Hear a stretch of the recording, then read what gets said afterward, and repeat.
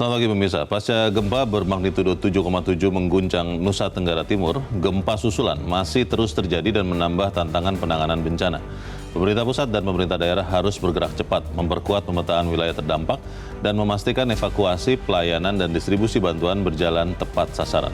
Pemirsa, inilah editorial Media Indonesia di hari ini Kamis 20 Agustus 2026 dengan tema Percepat Penanganan Gempa bersama saya Leonard Samosir. Dan Anda semua juga bisa ikut menyatakan pendapat Anda nanti dengan menelepon nomor 021 583 99 100. Pemirsa, pagi ini telah hadir bersama saya anggota Dewan Redaksi Media Group, Jaka Budi Santosa. Mas Jaka, selamat pagi. Selamat pagi, Leo. Sehat ya, Mas? Sehat. Kita prihatin dengan apa yang terjadi di NTT, tapi ini menggelitik pemikiran saya. Kenapa editorial pada pagi ini diberi judul Percepat Penanganan Gempa? Apakah artinya penanganan gempa sekarang masih kurang cepat atau seperti apa? Yang pasti masih ada persoalan-persoalan yang belum bisa diselesaikan secara tuntas. Kalau kita lihat kemarin misalnya kunjungan Menteri Keuangan Pak Purbaya ke lokasi bencana misalnya, dia kan terang-terangan menyebut bahwa masih ada koordinasi yang kurang antara pusat dan daerah. Ketika koordinasi berkurang berarti penanganannya ya tidak bisa maksimal, tidak bisa lebih bagus. Jadi hal-hal seperti ini yang perlu kita ingatkan bahwa penanganan korban terhadap korban gempa itu perlu betul-betul ditingkatkan. Karena kan istilahnya ini berpacu dengan waktu. Mereka tidak boleh berlama-lama menderita dalam pengungsian misalnya. Mereka tidak boleh berlama-lama menunggu kepastian kapan bisa kembali ke rumah masing-masing. Karena ke rumah masing-masing itu juga banyak yang rusak, belum bisa ditempatin saat ini juga. Jadi hal-hal seperti ini kita ingatkan, kita apresiasi apa yang sudah dilakukan para aparat di lapangan, yang sudah dilakukan pemerintah yang begitu cepat untuk menangani penanganan kasus-kasus yang terjadi di gempa di NTT. Tapi kita selalu tekankan bahwa penanganan yang lebih cepat akan mempercepat pemulihan bagi para korban kembali ke kehidupan yang sebenarnya sebelumnya. Masalah utamanya di mana? Kalau yang yang dilihat di bagian awal oleh Menteri Keuangan tadi apa, Mas Jaka? Ya, sebenarnya ada beberapa masalah klasik yang selalu terjadi dalam penanganan bencana. Pertama tadi yang disebutkan Pak Purbaya, masalah koordinasi antar lembaga, kemudian juga akses ke wilayah-wilayah terdampak yang biasanya sangat sulit, kemudian juga birokrasi yang terkadang berbelit-belit, kemudian juga peralatan yang tidak mencukupi untuk melakukan pertolongan dan penanganan. Jadi hal-hal seperti ini akan selalu terjadi meskipun kita juga tekankan kepada pemerintah sebagai penanggung jawab, baik itu pusat maupun daerah untuk meminimalisasi kendala-kendala seperti ini. Kita akan bahas ini supaya kemudian bisa lebih cepat. Mas Jaka dan pemirsa, inilah editorial Media Indonesia untuk hari ini Kamis 20 Agustus 2026, Percepat Penanganan Gempa.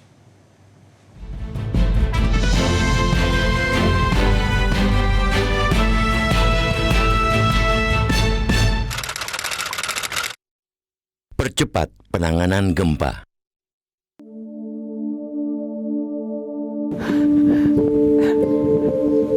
Apakah bisa bangun kembali? Tidak. Ya Allah. Tak bagaimana sudah kapela sudah hancur, komuninya sudah batal, sambut barunya batal semua.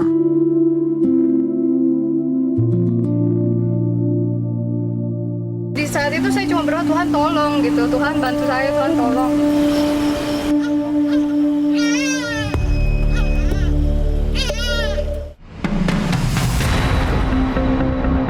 Empat hari sejak gempa magnitudo 7,7 mengguncang Nusa Tenggara Timur NTT, wilayah itu masih terus diguncang gempa susulan. Badan Meteorologi, Klimatologi, dan Geofisika BMKG mencatat terjadi 2.768 gempa bumi susulan. Banyaknya gempa susulan jelas menjadi tantangan penanganan gempa. Terlebih, kekuatan gempa susulan bervariasi, bahkan hingga ada yang bermagnitudo 6,2. Di setiap bencana, penanganan memiliki tingkat risiko tersendiri. Penanganan saat bencana masih terjadi membuat risiko tentu berlipat. Para petugas bukan hanya berkejaran dengan waktu untuk menyelamatkan korban yang kemungkinan masih terjebak, melainkan juga memastikan para survivor tidak berada dalam risiko tinggi di zona-zona berbahaya. Itu bukan saja risiko menjadi korban gempa susulan, melainkan juga berbagai risiko akibat infrastruktur dan daya dukung lainnya yang lumpuh maupun rusak. Tambahan lagi, semuanya harus dilakukan dengan tetap memastikan keselamatan seluruh petugas dan relawan. Dalam kondisi serba genting seperti itu, pemetaan wilayah terdampak menjadi hal krusial. Pemetaan wilayah akan menentukan efektivitas dan tepatnya penanganan. Gempa NTT 15 Agustus berada di posisi kedua dari 11 gempa terbesar global 2026. Hingga kini setidaknya terdapat 70 korban jiwa. Data Badan Nasional Penanggulangan Bencana BNPB hingga 18 Agustus menyebutkan ada 11.925 rusak.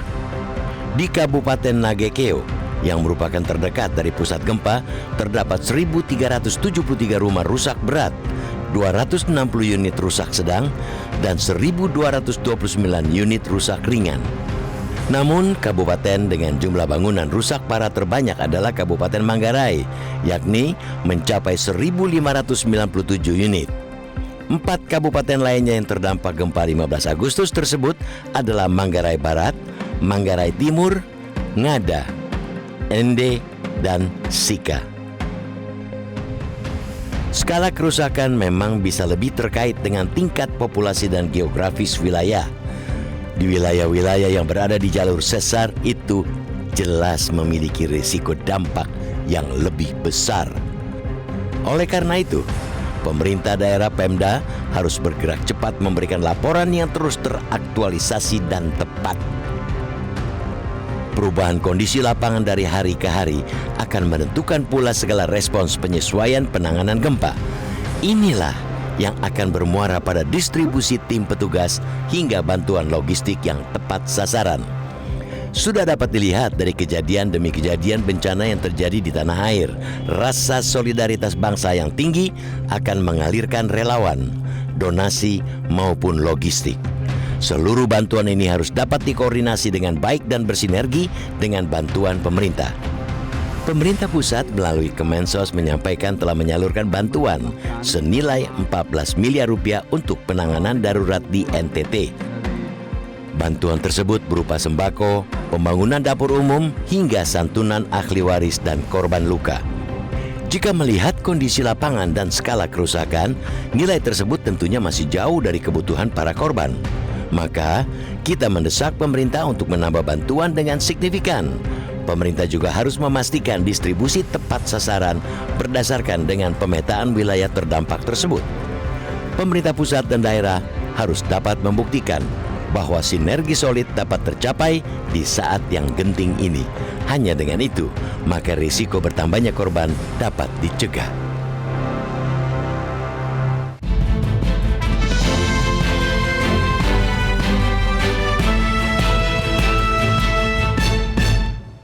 Di bagian berikut Anda bisa ikut menyatakan pendapat Anda terkait editorial pagi ini. Pemirsa, untuk saat ini tetaplah bersama kami.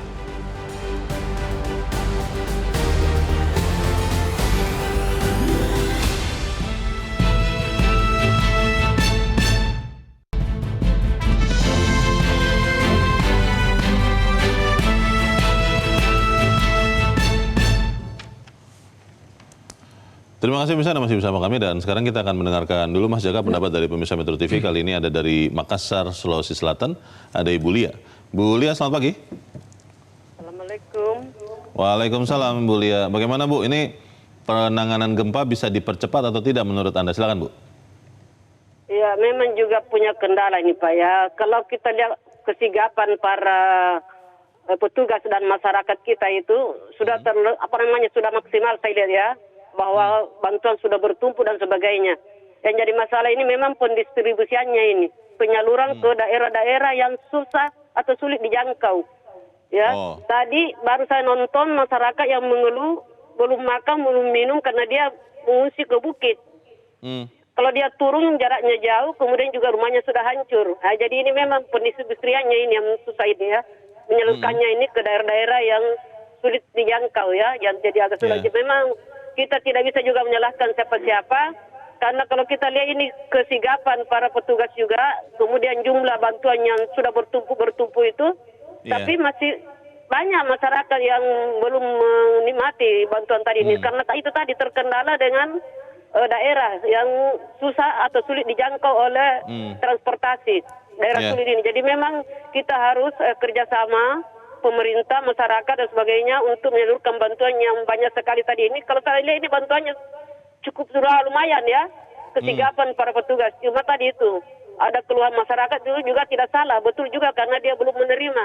Karena itu tadi terkendala oleh pendistribusian atau penyaluran yang daerahnya sulit terjangkau. Jadi memang mari kita sama-sama bekerja sama untuk rakyat, masyarakat dan petugas, pejabat dan sebagainya sehingga bantuan-bantuan yang bertumpuk tadi ini bisa tersalur ke masyarakat yang membutuhkan. Terima kasih. Assalamualaikum.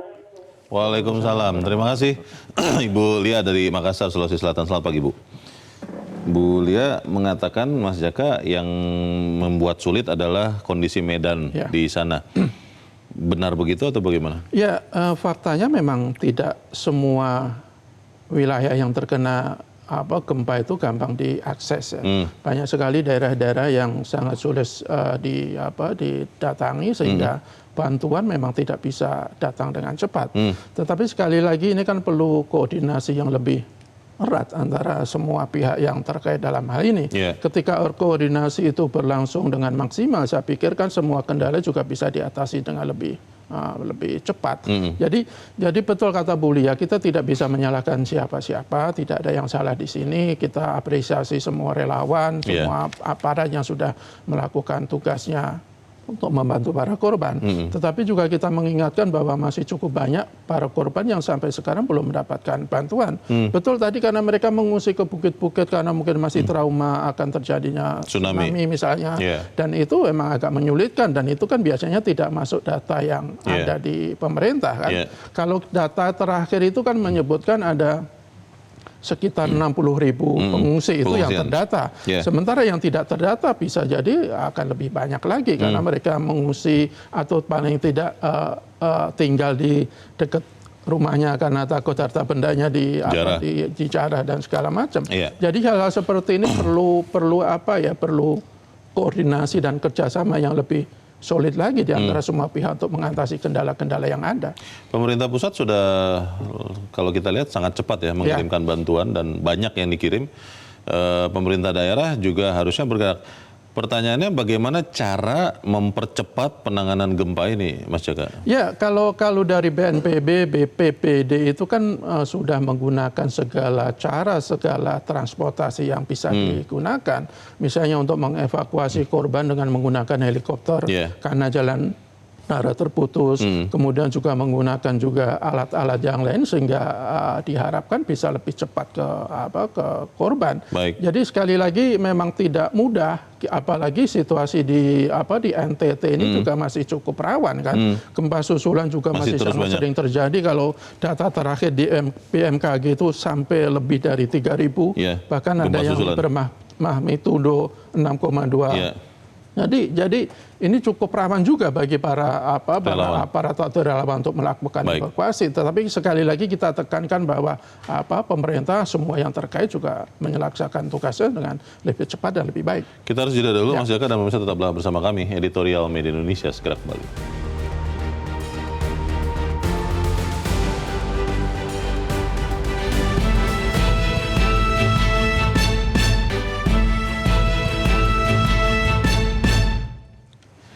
Pemirsa, terima kasih Anda masih bersama kami dan kita ada di bagian akhir diskusi kita pagi ini. Mas Jaka, kalau yang paling praktis ya, yang paling konkret, apa yang bisa dilakukan oleh pemerintah segera dan juga kita mungkin sebagai anggota masyarakat untuk mempercepat penanganan gempa di NTT ini? Ya, yang paling mendesak adalah menangani korban ya, menangani manusianya. Masih banyak sekali lagi yang butuh bantuan, yang butuh segala macam termasuk konseling karena mereka juga masih trauma. Jadi yang paling penting adalah meyakinkan para korban mendapatkan haknya sebagai korban, mendapatkan bantuan yang merata, tidak boleh ada lagi para korban yang kelewat dari bantuan, sehingga mereka juga merasa lebih kuat untuk menghadapi cobaan yang ada. Kemudian tentu saja kita juga, pemerintah juga sudah memikirkan bagaimana nanti rehabilitasi segala macam, kan anggaran-anggaran juga sudah disebutkan kan. Karena nanti untuk rumah yang rusak ringan itu 15 juta, kemudian yang rusak sedang itu sekitar 30 juta, kemudian yang rusak berat kemudian juga nanti ada hunian tetap yang akan dibantu. Jadi hal-hal seperti ini juga sekali lagi perlu akselerasi yang lebih cepat sehingga mereka bisa mendapatkan haknya lebih cepat lagi. Gubernur NTT kan sudah menetapkan tanggap darurat 14 hari ya Mas Eka, 15 sampai 28 Agustus. Sekarang tanggal 20, saya tidak yakin sih dalam 8 hari ke depan sudah bisa tertangani. Apa yang harus dilakukan oleh Gubernur NTT atau pemerintah pusat? Ya, pemerintah pusat saya pikir sudah menjalankan kewajibannya ya, begitu juga pemerintah daerah. Tapi sekali lagi seperti yang dikatakan oleh Pak Purbaya, ini Pak Purbaya mengatakan seperti itu kan tidak asal memberikan pernyataan, pasti dia mendapatkan informasi yang valid di lapangan. Kenapa dia bilang koordinasi masih kurang? Ya karena katanya masih ada daerah yang belum mendapatkan bantuan. Sama sekali. Padahal sudah, sama sekali karena padahal sudah 5 hari. Jadi hal-hal seperti ini perlu menjadi perhatian serius bagi negara. Jangan sampai ada warga yang sudah tertimpa bencana seperti ini terus merasa dilupakan oleh negara. Saya pikir itu sesuatu yang sama sekali tidak bisa kita toleransi. Kewajiban negara adalah ketika ada rakyatnya yang butuh bantuan, mereka harus hadir. Semoga nanti tanggal 28 Agustus kalau sampai belum juga tertangani bisa diperpanjang ya? Ya bisa jadi kalau umpamanya penanganan situasi darurat itu masih tidak saya dibutuhkan bisa diperpanjang. Jadi tergantung situasi. Yang pasti kalau Pak Purbaya itu mengatakan anggaran ada. Yang penting bagaimana mengucurkan anggaran itu tepat sasaran dan merata. Tidak boleh satu pun korban bencana di NTT itu terlewat dari bantuan dan kepedulian negara. Baik, kita harap apa yang kita bicarakan di sini Mas Jaka juga bisa menyumbangkan bagi percepatan penanganan gempa di NTT. Terima kasih Mas Jaka sudah di tempat ini. Selamat pagi Mas. Selamat pagi. Pemirsa, di tengah risiko gempa susulan dan luasnya kerusakan, keselamatan warga dan petugas harus jadi prioritas. Sinergi pemerintah pusat, daerah, dan relawan, dan juga masyarakat harus diperkuat agar setiap bantuan segera tiba di tangan yang membutuhkan dan tidak ada lagi korban yang jatuh karena lambannya penanganan. Saya Leonard Samusim, terima kasih Anda sudah menyimak editorial Media Indonesia untuk pagi ini. Terus jaga kesehatan Anda, terus jaga nurani Anda. Selamat pagi, sampai jumpa.